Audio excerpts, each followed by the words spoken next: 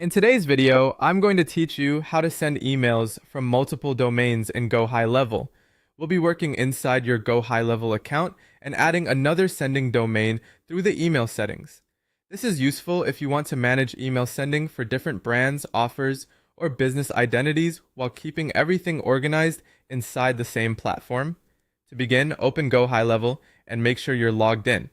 Once you're inside, the first thing to check is that you are on the correct sub-account. This part is important because email settings are usually managed at the sub-account level, so if you're in the wrong place, you may end up editing the wrong business setup. After confirming that, go to the settings area. You'll usually find this in the main navigation, and this is where most of the account configuration options live. Once the settings page opens, look over to the left-hand menu and click on Email Services. This section is where you manage the tools and configurations related to sending email from your account. Inside Email Services, click on Dedicated Domain and IP. This is the area where Gohighlevel lets you manage the domains connected to your email sending setup. If you want to send from multiple domains, this is where you'll return each time you need to add another one. Next, click on Add Domain. This opens the form where you'll enter the domain you want to connect. In the domain field, type the domain name carefully. Be sure to enter it using only lowercase letters.